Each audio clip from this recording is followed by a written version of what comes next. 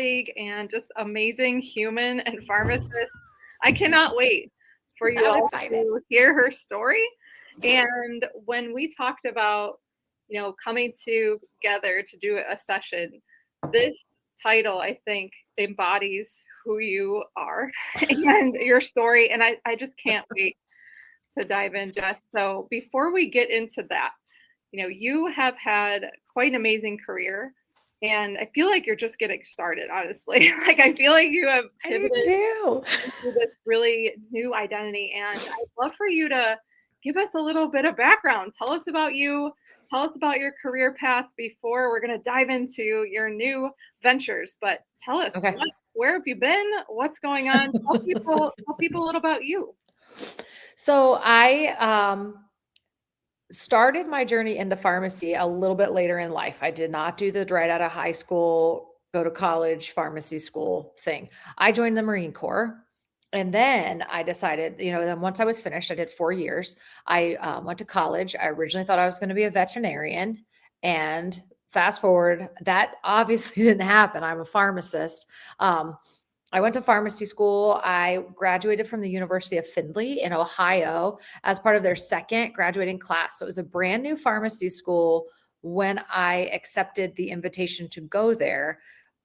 They were not accredited yet. They had a plan, right? For if that didn't happen, they were accredited by the time I graduated, and the first class accredited, which is really awesome. And then residency, and I jumped right into hospice, palliative care, and pain.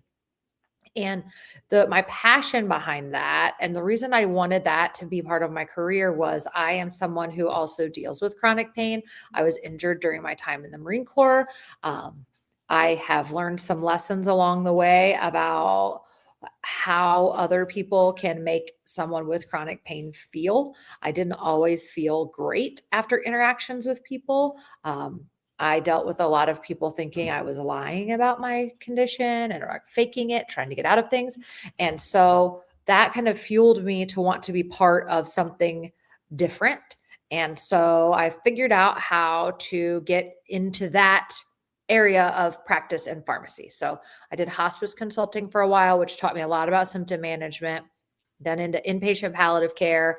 And then before my new role, I was at the VA for about 2.5 years doing outpatient chronic pain management. And the big thing I just want to say about all of that is it's so important to listen to people. And that's what I wish had happened for me. And so I made sure that was really part of my, daily practice. Was I listened to people and I believed them. I didn't go into it with the idea that they were not going to tell me the truth. I went into it with, I'm going to believe them until something happens, if something happens, that would make that not be the case, right? So that's kind of my big thing that I brought with me throughout all of that and from my personal experience. Yeah, your story, both from a professional and a personal side, is just so deeply rooted in who you are. And that's one of the many reasons I love getting to know you and working with you throughout our time together, because when you can connect back to that, that is such a meaningful and connected, grounded place to operate from. Mm. And so, Jess, I know when we met quite some time ago now, That's um, you were in kind of a certain place, right, where you were thinking about making a change. Mhm. And there were some things going on for you and coming up for you during that time, which I think is totally normal. So I just want to normalize that when we're thinking about making big changes in our lives, whether that's a professional change, personal change, whatever the thing is, stuff's going to come up, right? Like fears and doubt and those inner thoughts that are going to try to keep us safe and keep us in the place we are, because that's a lot more comfortable to just stay, right? So tell me a little bit about what came up for you. Like, what was bubbling out at that time? Where were we at when you and I met? We were in a very different place than I am today. I will say first, I felt stuck. I felt like I didn't have any options at the time. I was trying so hard to find a different role because I felt myself becoming burnt out. I no longer felt attached to what I was doing. My purpose has never changed. My passion for it has never changed. I don't want anybody to think that that has changed. That will never change. It's ingrained in my bones. But I just was feeling very just not good. Like just this like, oh, that's the best. I don't have a word for it. It was just, oh. And so I started applying for jobs. And I I think I applied for before I finally, like, we'll get to this in a second, before I finally just posted it on LinkedIn, like in desperation, I had applied for like 50 jobs, probably. 0 interviews. Absolutely 0. Not even a, hey, we'd like to talk to you a little bit more. Not even the HR screening interview, like radio silence. And so I just felt, well, I guess I'm stuck here. I guess I have to figure out how to deal with this. I guess this is my life. I'll just clock in and clock out. And I thought, well, I've been so specialized for so long. How could I even do anything else? And like, I guess this is it. And so then I posted on LinkedIn, just like, I need help. And here we are. Yes, and that bravery that, one, let's normalize that is feeling stuck and frustrated in the job market as the job market exists is so normal because it's not operating in candidates' favor, right? There's a world where there was a different time of traditional ways of applying to positions was effective. And we are just in a totally different space now. And so that experience that you had, Jess, was very common across all industries, really, but healthcare as well, where you're applying, you're hearing nothing back, or maybe you're hearing only rejections back, some templated email, or if you're lucky, maybe one personalized line in there. But really, it's a common experience that folks are feeling. So I am so glad that you took that step of creating that post, which is actually the place that you and I got connected. Yeah. Which is so exciting to see the power of this platform, that we're on right now. Actually make my students do a lot with it because it's such an underrated tool, I think, for so many given reasons. But tell me a little bit about, that beginning time of when you made that post. We talked, we started working together. What helped you the most? What were some conversations, things that we did, defining moments that you had, revelations? Walk me through the highlights. I think the biggest thing was first getting out of the mindset that I have to just apply. Like, I think the thing that stuck with me the most when we first started chatting was you said, do not apply to any more jobs. And I was like, oh, but I want to. Yeah. How can I stop? I don't want to stop. And I'm not going to lie. I think I applied to like 3 more after you told me. That's okay. That's right. I didn't actually listen fully. Right. But that's what stuck with me the most was Yes. you said, we're going to push pause.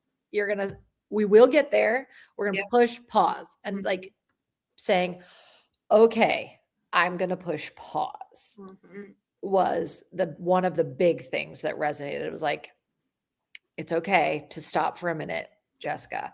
And so that, and then connecting, like reconnecting with stuff I could identify even in my role that I had. Like the role I had was not a terrible role. I don't want anybody to think that it was. I was just not in a place anymore where that was the role for me.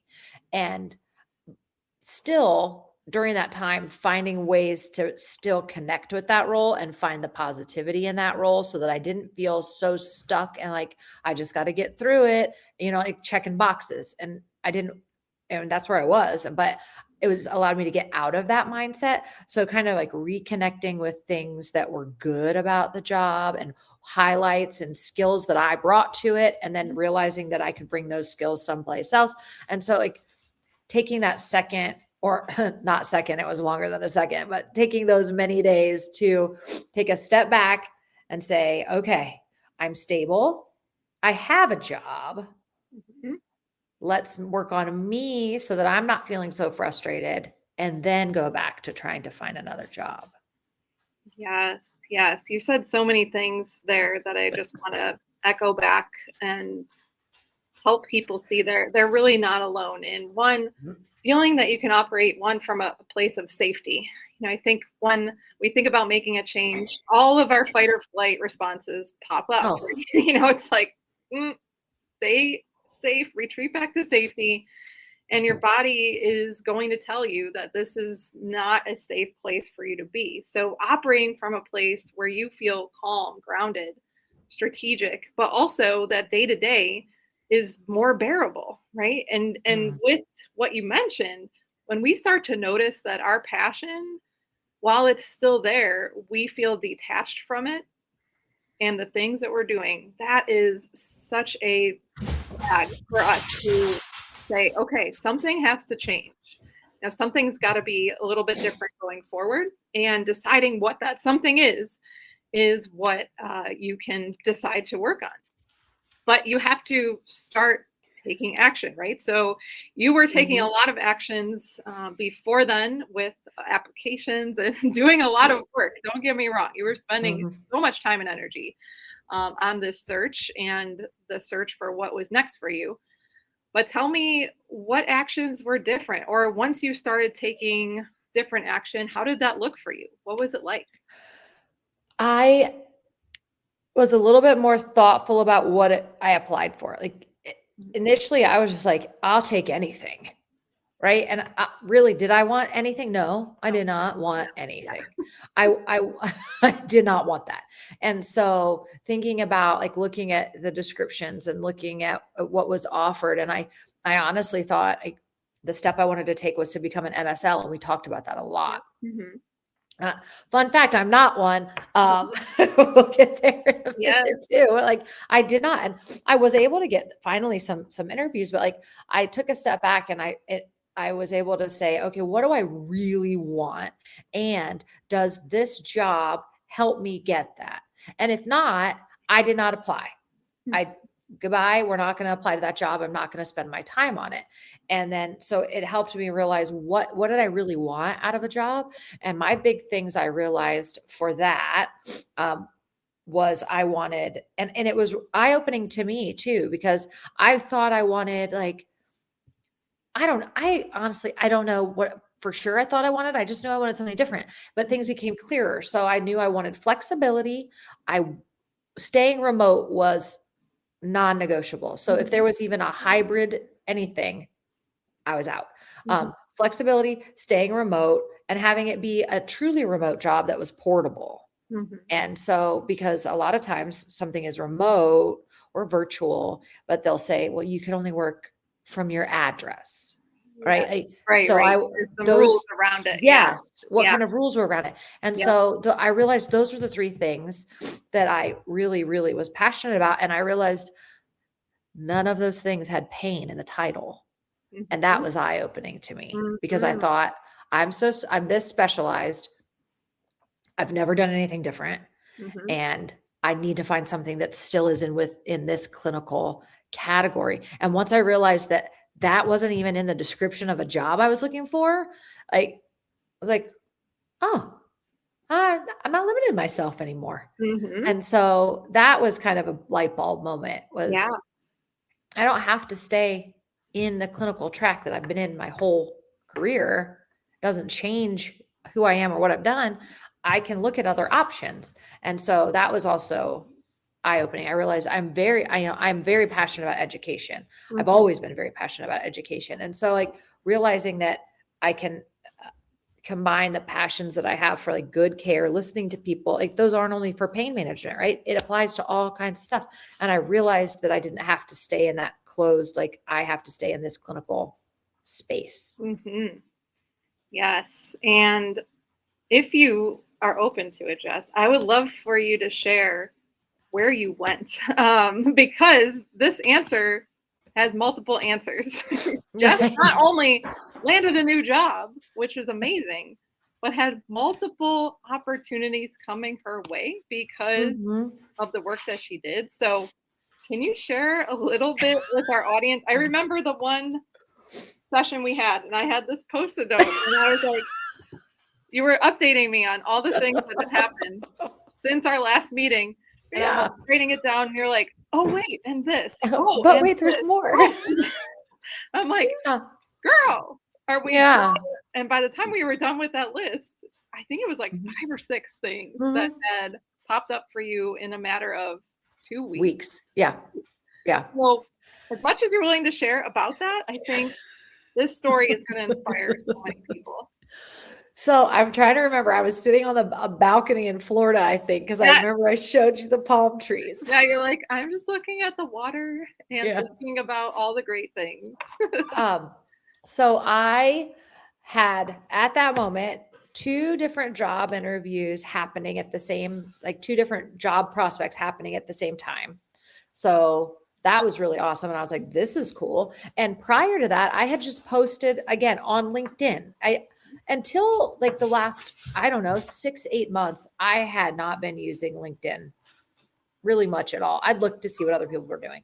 I never thought, what can I do for me? And I was always kind of like, I don't want to put it out there. I'm a little afraid to be like, hey, what's everybody doing? So I finally just said, I'm going to do it.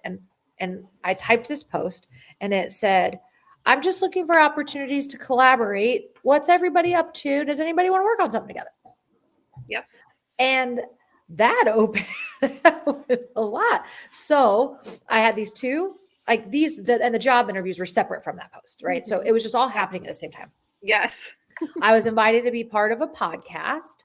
I was then invited to like write up a submission for another one that has been since accepted that we are actually recording next week. I was given an opportunity to write 3 separate CE documents for a different company. Still on, I mean, those CEs I'm actually still working on. Those are in pain management. And I feel like there were some other things too, but like that all happened. That all fell in my lap within 2 weeks. I just posted, and I was like, hey, what's everybody doing? Oh, and I wrote up here we go. This is what I was doing. Oh, exactly. I have a screenshot of that post-it in my I was like, I need a copy of that at some point. I'll send it to you afterwards. Yeah. And then I worked on a submission for ASHP mid-year for pharmacists, like ASHP pharmacy mid-year, for those of you who may not be pharmacists, with someone I'd never even met in person before or worked with. Just they reached out and we started chatting. And so it was just so cool how throwing that out there and asking that question, what, anybody want to collaborate on anything? What's going on? Can turn into so much. And it's been really awesome. Yeah. It just shows how much power we really have within ourselves to trust ourselves, to put ourselves out there, and to realize that when we do those things, it's not always going to be worst case scenario. It might actually be better than you ever thought, right? Like you might have to say no to stuff. You might have to say, no, I can't take on any more new opportunities right now. Is the deadline flexible? Right. Yes. So, Jess, you have a really amazing, a couple of unique jobs right now. Tell me, did you feel 100% ready for those? Did you match the job description completely? What were you feeling like as you were evaluating what you have in your professional world now? Tell us a little bit about them. So now I work at a company called EdLogix. I'm going to plug my new company because it's really cool. Yeah. It is a company that focuses on gamified health information that is patient facing. So this is not a CME company. This is we create content for people not in the medical field. And I am the director of clinical content there. The part I really love about it is Tom, our CEO, is a pharmacist. So a pharmacist started this company at online. It gets health tech. I never thought I'd say that about myself. And so I get to be part of creating the content that will go into our games and questions, making sure it's valid and evidence-based and non-biased, right? We are presenting the facts and that is it. And so it's really cool. And I never thought in a million years that's where I would land. And as I was looking at the skills for it, I thought, I don't know, but I'm going to try. And I found out about the job through a friend. And so I sent an email in and I just said, here's my CE. I wrote a little bit in the email, very interested in talking more about this position. And I just said, I'm passionate about education. And, I was worried the whole time. My CE is so pain management heavy. Are they going to think I'm even capable of doing something different? And turns out they did think I was capable. And you are, yes. And it turns out I am capable of doing that. And I thought for sure I would never leave pain management. And this is I call it my complete 180 career change because I do a little bit. Like we have content on our site about pain management. We have content about fentanyl safety. We have content about overdoses, but we also have content about just about any other health topic you can think of: exercise, diet, weight loss, like nutrition. I'm saying all the same content, but like diabetes, heart failure, all of those things, cardiovascular disease.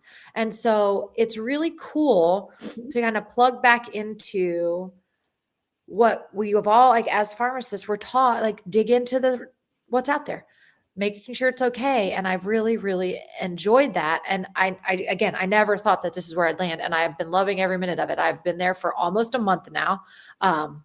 And I just am so excited about what I'm doing. And so I will plug, like it's called EdLogix. And I feel like everyone should check it out because it's so neat. Yes. And it gets back to one of your ultimate passions of educating patients in a way that is understandable, straightforward, evidence-based, connected to them. And I should say, we focus on health literacy. So as a healthcare professional, we're all familiar with the jargon, right?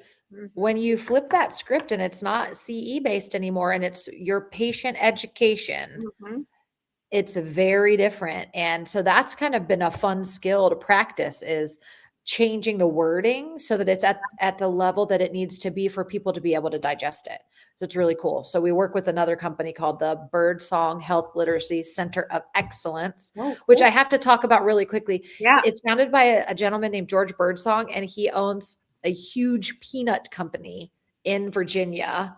And health literacy is one of his passions. And so he put that passion to work and created this Center of Excellence. And it's just been so cool to realize what else is going on out there about people who, like, he's not in healthcare. He's in peanuts, and he is passionate about educating his community in a way that they understand it, which I just is so amazing. And so I just feel so happy and lucky to be part of my company. I sound like a salesperson right now, but I really am not. It's so amazing. And what a unique combination of business ventures for that individual to have. One more question about your current role, because it's just so fascinating. What does your day-to-day look like? Like, I don't even know. I don't even know if we've talked about it yet, but like, what is your day-to-day? I know about today, your Focus Friday, which is so exciting. I'd love for you to share a little bit about that. But outside of Focus Friday, what does your week tend to look like? So I work on different projects as they come up. I have things that I work on, like, that are low priority. So I kind of chip away at those until the higher priority stuff comes in. So it's a lot. I do a lot of fact checking. I do some writing. Right now we're working on a couple of things that we're almost done with. So like I'm helping write final exam questions in a way that's good, making sure they link back to the content appropriately. Using those clinical skills we're taught as pharmacists, how to check a reference, how to make sure things are worded appropriately, how to make sure it's a question that we actually taught. Right? Like all of those things that we're not asking questions that we didn't teach. Right. And so right now my time is focusing on those things. We send out weekly newsletters, so I help with those as well. But it's nice because it's all done from my house. It's all done it can be done from any house. Like if I'm traveling, I can take my computer with me. I'm not saying that anytime you travel, you should take your work with you. You should take time off. I'm going to throw that in there. Use your time off. Right now, I just don't have much because I've only been Just there started, for a month. But it's nice that it's portable and I can work on things, from wherever I happen to be. And that's really nice. And so it's really not a huge structured day to day, which I thrive in. I thrive in situations that aren't super, super structured. I've learned that about myself. That's why I think I loved hospice palliative care so much, is that I never knew it was not a structured, like rounds are at this time, then we do this, then we do this, then we do this. Like it was, this person needs us the most, so let's go there and we're going to figure out what's happening on our way. Right. Yeah. And so I realized I really, I thrive in a non-structured environment, which isn't for everyone. But if it is for you, like this is really good for me right now is this environment. So it's not a exact day to day that's the same. It's different every day. Oh, and I love that. What types of work that you're doing sounds like there's a lot of autonomy. And real quick, what is Focus Friday? Today's Friday. Oh. What are you doing today? So today is when I focus on trying to wrap things up for the week, because I'm also a person, I don't like stuff hanging over my head. And I try really hard to not do work on the weekends because my job is Monday through Friday. And I think a lot of us think, it's especially with remote work. When your computer that you can work from is right in your house, you really have to make sure you make boundaries of when that work stops. So I use my Fridays to try to not catch up, but wrap things up from the week, because I've so far been very good at staying on track. Yeah. And so I asked when I started the job, could I have limited meetings on Fridays so that I can focus on wrapping things up for the week? If anything priority comes in, I can do it before the weekend, so we're not waiting 2 days for something to get completed. And I'm like, yeah, sure, that's fine. Now, sometimes meetings happen, right? Yeah. We can't change that. But for the most part, I keep my Fridays open so that I can get this, wrap up my week. And it's really wonderful. So amazing. I love it. And such a great example of asking, right? Just asking the question, which we talked about before. But Jess, we want to be wrapping up here in a couple minutes. And I know there may be folks listening who are like, I feel stuck, right? Like I am just in it. I don't know what to do. Maybe I'm feeling like unsettled and I want something more or different, or maybe I'm feeling detached and I don't know a path out, or if there's a way out. If you could share your words of wisdom, what would you want that person to hear who might tune in at just the right time? I would say a couple of things. And the first would be, it's okay to ask for help. You do not have to feel that way alone. That was a big lesson I learned. You don't have to hold that in. You do not have to feel that way alone. The second is ask the questions. If you're not happy in your current role and you want to stay with that organization, ask your supervisor, can we make changes? What's the flexibility like to adjust my job right now to fit my life? Because I guess that was the other piece. I, said a few things about a job. I want my job to fit my life rather than have my life fit my job. And so don't be afraid to ask the questions about what can change. And if the answer is nothing, then that tells you, then you have to change something. Right. And then ask for help, and don't be afraid to apply to the jobs that you have convinced yourself that you can't get. Because I have done that in the past a lot. I think all of us have. I'm not qualified for that. I don't even meet 3 of the qualifications, right?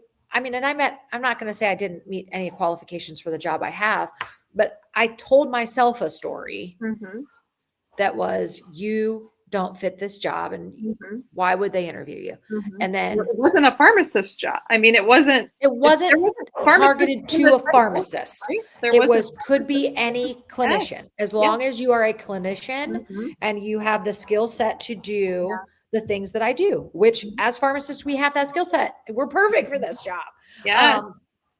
but they were being very broad because it fits a lot of professions. And I think that was a very smart thing for them to do. It fits a lot of professions. They didn't pigeonhole themselves to one specific profession. And so I think, you know, looking at those jobs and saying, you know what, I'm just going to try. What's the worst they can say? No. Or you get ghosted, right? Like, or no, or nothing. Yeah. Right. But then, you know, you tried and you don't regret not putting yourself out there.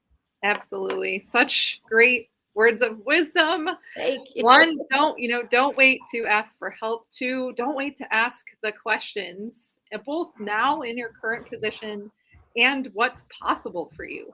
And actually, this whole discussion resonates so well with, I hosted a workshop Wednesday night called Land Your Next Dream Job, and Jess, your story was in there. So it's send you the replay. I love it. If anyone is listening and they missed it, let me know. I can drop you the replay.